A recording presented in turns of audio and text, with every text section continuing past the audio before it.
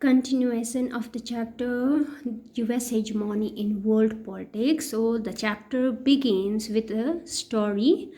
So Aisha, Jabu and Henry. So Aisha was doing very well in her studies at a high school in the outskirts of Baghdad and was planning to study medicine in university. र यो स्टोरिजहरु चाहिँ US को हेजेमोनीको एक्जाम्पल्सहरु हो. So Aisa भने student चाहिँ ऊ चाहिँ आफ्नो स्टडिज हाई स्कुलमा स्टडिज गर्दै थियो र ऊ चाहिँ आउटस्कर्ट अफ बगदाद यानि कि बगदाददेखिको बर्डर एरियामा. Baghdad is the capital of इराकको क्यापिटल हो बगदाद र बगदादको आउटस्कर्टमा चाहिँ उसले आफ्नो हायर स्टडिज गर्दै थियो and was planning to study medicine in university. र ऊ चाहिँ मेडिसिन पढ्न चाहन्थ्यो युनिभर्सिटीमा. तर के भएछ भन्दा she lost a leg in 2003 when a missile slammed into an air raid shelter in which she was hiding with her friends.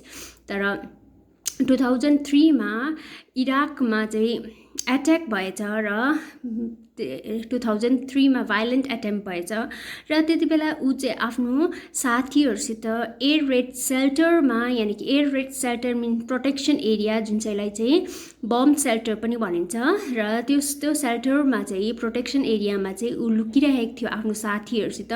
र त्यति बेला चाहिँ के भएछ ऊ लुकेको ठाउँमा चाहिँ मिसाइल स्ल्याम्ड यानि कि मिसाइल चाहिँ फोर्सफुली ड्रप भयो र she had to lost her leg. Now she is learning to walk all over again र ऊ अहिले हिँड्न सिक्दैछ. She still plans to become a doctor but only when the foreign armies leave her country. र ऊ चाहिँ doctor हुनु चाहन्छ र ऊ चाहिँ त्यति बेला मात्रै डक्टर हुने जब चाहिँ फरेन आर्मिजले उसको कन्ट्री यानि कि इराकलाई छोडेर जान्छ. त्यति बेला चाहिँ ऊ डक्टर हुने प्लान गर्दैछ. र यो चाहिँ हो युएसको हेजेमोनिक पावर देखाउँदैछ र यसले चाहिँ हार्ड पावर यानि कि युएसको मिलिटरी पावर देखाउँदैछ जहाँनिर चाहिँ युएसले चाहिँ 2003 मा इराकलाई एट्याक गरेको थियो र त्यति बेलाको यो इक्जाम्पल हो. र यो इक्जाम्पलले चाहिँ के देखाउँदैछ भन्दाखेरि चाहिँ युएसको मिलिटरी पावर देखाउँदैछ. र नेक्स्ट इक्जाम्पल छ Jabu is a talented young artist who lives in Durban South Africa. र जाबु चाहिँ एउटा ट्यालेन्टेड आर्टिस्ट छ, उसलाई आर्टमा रुचि छ. His painting are heavily influence by traditional tribal art form. र उसको पेन्टिङ चाहिँ ट्रेडिसनल ट्राइबल आर्ट फर्ममा इन्फ्लुएन्स भएको ट्रेडिसनल ट्राइबल आर्टहरू गर्छ उसले. He wants to go to art school and later open his own studio. र ऊ आफ्नो आर्ट स्कुल जानु चाहन्छ र चाहिँ आफ्नो आर्ट स्टुडियो खोल्नु चाहन्छ. However his father want him to study for an MBA and then join the family business. तर उसको बाबाले चाहिँ उसलाई एमबिए गराउने इच्छा छ र उसले पछि गएर एमबिएको डिग्रीको साथमा चाहिँ उसको फ्यामिली बिजनेसलाई जोइन गरोस् भनेर चाहिँ उसको बाबाको इच्छा छ. MBA means master in business administration. र यो कोर्स गराएर चाहिँ फ्यामिली बिजनेस चलाउँछ भनेर उसको बाबाले सोचेको छ र जाबुलाई चाहिँ एमबिए गराउनु चाहन्छ. The business is not doing too well. Jabu's father feel that with the MBA degree, Jabu will be able to make the family business profitable. र उहाँहरूको जाबुहरूको फ्यामिली बिजनेस चाहिँ राम्रो चलेको छैन रहेछ र चाहिँ जाबुको फादरले चाहिँ फिल गर्छ कि जाबुलाई एमबिएको गरायो भने चाहिँ उसलाई बिजनेस एडमिनिस्ट्रेसनको बारेमा नलेज हुन्छ र उसले एमबिए डिग्रीको साथमा उसले फ्यामिली बिजनेस चाहिँ प्रफिटेबल बनाउँछ भनेर चाहिँ आशा गरेर चाहिँ जाबुको फादरले चाहिँ उसलाई चाहिँ एमबिए गराउन चाहन्छ. तर जाबुको इन्ट्रेस्ट चाहिँ केमा छ? आर्टमा. र Andre is a young man living in Perth Australia. र एन्ड्री चाहिँ एउटा यङ म्यान, ऊ चाहिँ पर्थ अस्ट्रेलियामा बस्दो रहेछ. His parents are immigrants from Russia. र उसको प्यारेन्ट्सहरू चाहिँ पहिला चाहिँ रसियामा थिएछ, पछि गएर आएर पर्थ अस्ट्रेलियामा चाहिँ बसेको रहेछ. His mother gets very angry every time Andrei puts on blue jeans to go to church. र चर्च जानुको लागि चाहिँ एन्ड्री चाहिँ जहिले पनि ब्लू जिन्स लाउँदो रहेछ र चाहिँ उसको आमा छोराले एन्ड्रीले ब्लू जिन्स लगाएको देख्दाखेरि चाहिँ साह्रै रिसाउँछ. She wants him to look respectable in church. र चाहिँ उसको आमाले चाहिँ छोरा चाहिँ रेस्पेक्टेबल खालको देखोस् चर्चमा भनेर चाहन्छ, त्यही कारण ब्लू जिन्स लगाएको मन पराउँदैन. Andrew tells his mother that jeans are cool, that they give him the sense of freedom.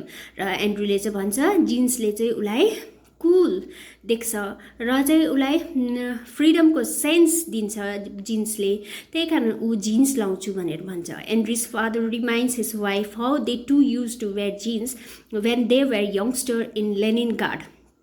र चाहिँ त्यति बेला एन्ड्रीको फादरले चाहिँ उसको वाइफलाई रिमाइन्ड गर्छ कि उनीहरू पनि जब चाहिँ यङ थियो, लेनिनग्राडमा थियो, त्यति बेला चाहिँ उनीहरू पनि ब्लू जिन्स लाउनु मन पराउँथ्यो. And for the same reason that their son now invokes. र हामीले जिन्स लगाएको थियौँ जब हामी यङ थियौँ र चाहिँ अब एन्ड्री पनि ऊ यङ छ, so you likes to wear jeans भनेर चाहिँ उसको बाबाले भन्छ. र यहाँनिर चाहिँ देखाउँदैछ यो इक्जाम्पलमा चाहिँ युएसको सफ्ट पावर देखाउँदैछ, यानि कि सफ्ट पावरमा आयो कल्चरल पावर र आइडियोलोजिकल पावर र कल्चर देखाउँदैछ, यानि कि युएसको कल्चर देखाउँदैछ जिन्स ब्लू जिन्सले चाहिँ. र माथि जाबुको चाहिँ इकोनोमिक पावर यानि कि स्ट्रक्चरल पावर देखाउँदैछ. इकोनोमिक पावर अफ युएस, युएसको इकोनोमिक पावरको इक्जाम्पल हो त्यो. र यो चाहिँ हो cultural power. So Andrew has had an argument with his mother. एन्ड्रीले उसको आमासित आर्ग्युमेन्ट्स गर्छ. जाबु may be forced to study a subject that has no interest in. र जाबुलाई चाहिँ जबरजस्ती एमबिए गराउन चाहन्छ उसको बाबाले. In contrast, Aisha has lost her leg and lucky to be alive. र आइसाले चाहिँ आफ्नो खुट्टा गुमाउनु पर्छ जब चाहिँ 2003 मा युएसले चाहिँ इराकलाई एट्याक गरेको थियो. How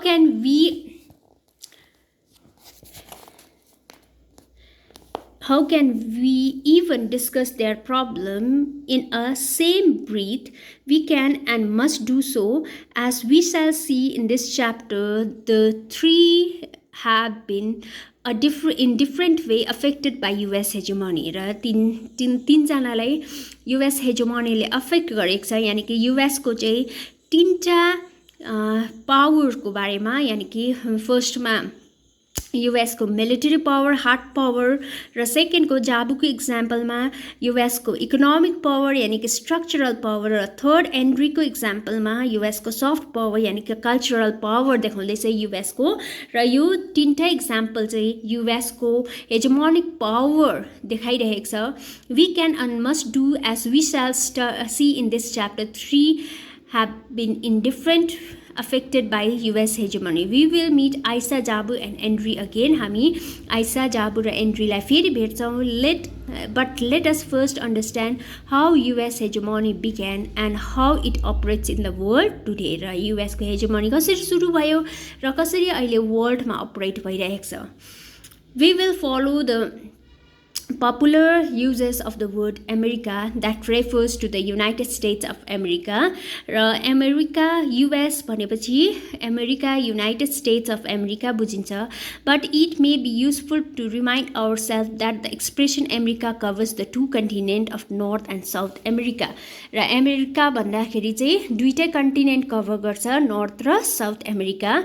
And that the US is only one of the country of that American continent. So US भनेपछि दुईटा कन्टिनेन्ट बुझिन्छ, north America and south America. Thus the use of the word America solely for the US is already a sign of the US hegemony that we seek to understand in this chapter. So in this chapter we are going to study about the US hegemony. Okay, beginning of the New World Order. The sudden collapse of the Soviet Union took everyone by surprise. Sudden disintegrate by a Soviet Union While one of the two superpowers ceased to exist, the other remained with all its power intact, even enhanced. र अब cold वारको and भयो र युएसएसआरको disintegration भयो, तर वर्ल्डमा अर्को power super power that is US चाहिँ एकदम एन्हान्स्ड power bhaera ayo.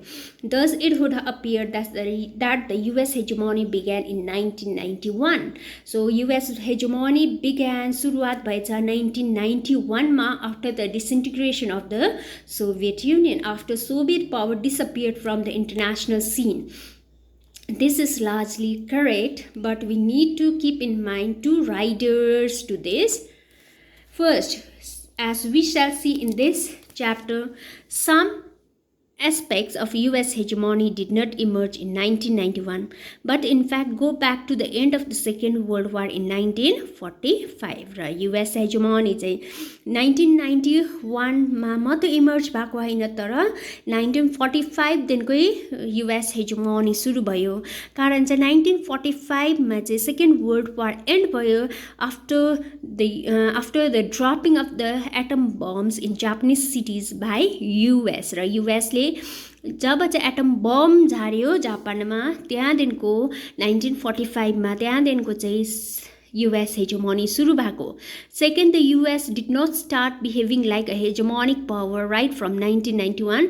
र US ले चाहिँ अब हेजेमोनिक पावर म चाहिँ सुपर पावर हो, वर्ल्ड डोमिनेन्ट पावर हो भनेर बिहेभ गरेन. 1991 देखिकै बिहेभ गर्नु थालेन. It became clear much later that the world was in fact living in the period of hegemony.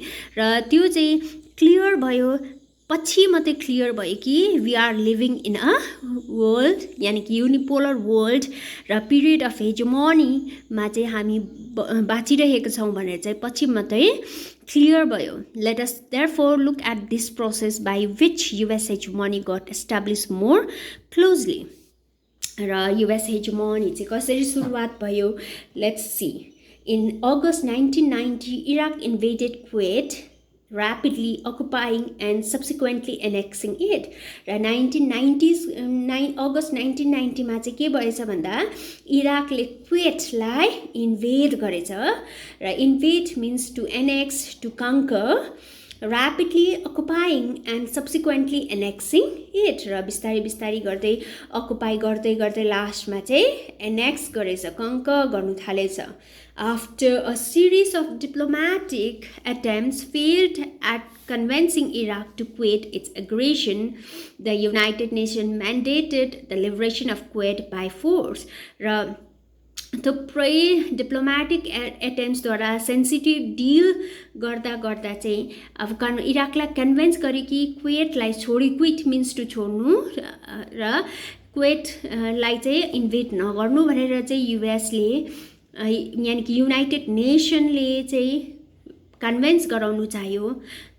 र लास्टमा चाहिँ united nation mandated ordered the liberation of Kuwait by force. र युनाइटेड नेसनले अर्डर दियो कि अब कुवेटलाई चाहिँ छोडिदिनु भनेर चाहिँ युएसले चाहिँ बाई फोर्स चाहिँ अर्डर गर्यो इराकलाई. For the UN, this was the dramatic decision after years of deadlock during the Cold War. The US President George H.W. Bush hailed the emergence of a new world order. र चाहिँ US को president George एचडब्ल्यूले चाहिँ नयाँ world अर्डरको सुरुवात गर्यो. र कसरी नयाँ वर्ल्ड अर्डरको सुरुवात गरेछ र म्यासिभ अब इराकले कुवेटलाई इन्भेड गर्दै थियो, कुवेटलाई इन्भेड नगर्नु, छोडिदिनु, क्विट गर्नु भनेर चाहिँ युएनले अर्डर दियो, तर इराकले चाहिँ मानेन. नमान्दाखेरि चाहिँ युएसले चाहिँ के गरेछ र a massive coalition यानी कि joint force of 660,000 troops from 34 countries fought against Iraq and defeated it in what came to be known as the First Gulf War. 1991 मा चाहिँ 6,60,000 ट्रुप्स आर्मीजहरू र त्यो आर्मीजहरू चाहिँ कहाँको थियो भन्दा 34 वटा कन्ट्रीजहरूले चाहिँ मिलेर चाहिँ कोअलिसन फोर्स बनायो, जोइन्ट फोर्स बनायो र चाहिँ दे फट अगेन्स्ट इराकको अगेन्स्टमा फाइट गर्यो र लास्टमा इराकलाई हरायो जुन चाहिँलाई चाहिँ भनिन्छ फर्स्ट गल्फ वार र फर्स्ट गल्फ वार भनिन्छ जुन चाहिँ वार चाहिँ भएको थियो 1991 मा However, the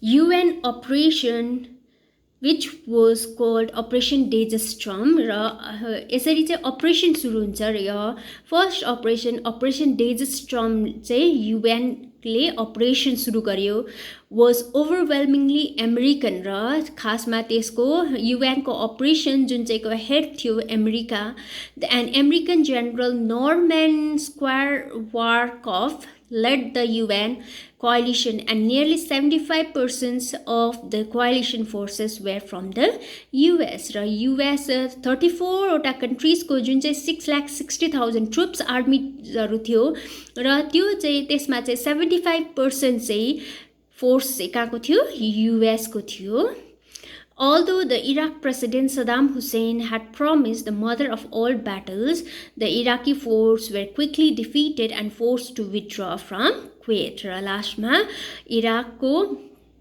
प्रेसिडेन्ट थियो सदाम हुसेन उले प्रमिस गर्यो मदर अफ अल ब्याटल्स युएसलाई कि इराक फोर्स चाहिँ डिफिट भयो अब इराक कुवेतलाई छोड्नेछ विथड्र गर्नेछ कुवेतबाट इराकी आर्मीजहरु हटाउनेछ भनेर उले promise गर्यो The first Gulf War revealed the vast technological gap that had opened up between the US military capability and that of the other states. र first golf वारले चाहिँ देखाउँछ कि अब त्यहाँनिर चाहिँ वर्ल्डमा चाहिँ टेक्नोलोजिकल ग्याप चाहिँ युएस र अरू कन्ट्रीजको बीचमा टेक्नोलोजिकल ग्याप चाहिँ डरलाग्दो थियो कारण चाहिँ युएस चाहिँ त्यतिबेला नै मोर एडभान्स थियो अरू स्टेट्सहरु अरू कन्ट्रीजहरु हेरी चाहिँ र त्यसले फर्स्ट गल्फ वारलाई चाहिँ देखाउँछ अब वास्ट टेक्नोलोजिकल ग्याप थियो वर्ल्डमा युएस र अरू स्टेट्सहरुको बीचमा भनेर देखाउँछ द हाइली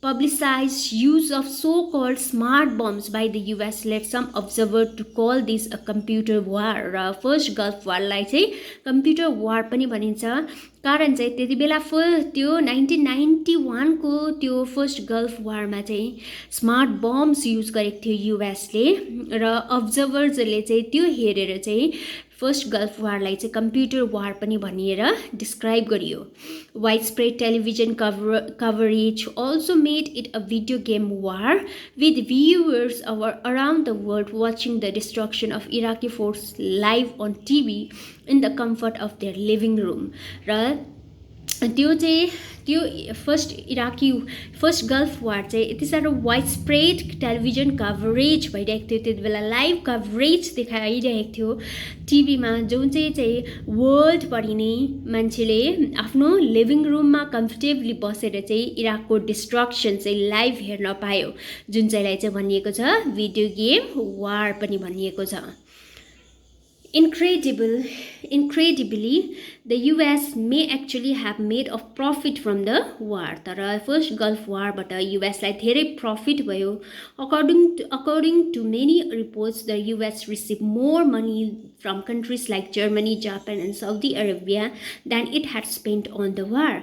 र जति खर्च गर्यो युएसले फर्स्ट गल्फ वारमा त्यो खर्च भन्दा ज्यादा चाहिँ उनीहरूले कमायो प्रॉफिटेबल भयो स्पेशली कुन कन्ट्रीजहरुबाट रिसिभ गर्यो युएसले मनी भन्दाखेरि चाहिँ जर्मनी जापान र साउदी अरेबियाले जति स्पेन्ड गरेको थियो त्यो भन्दा ज्यादा प्रॉफिटेबल चाहिँ युएस भयो फर्स्ट गल्फ वारको टाइममा so this is the example और it shows the US military hegemonic power यानी कि मिलिटरी हार्ड पावर देखाएको छ यहाँनिर चाहिँ युएस को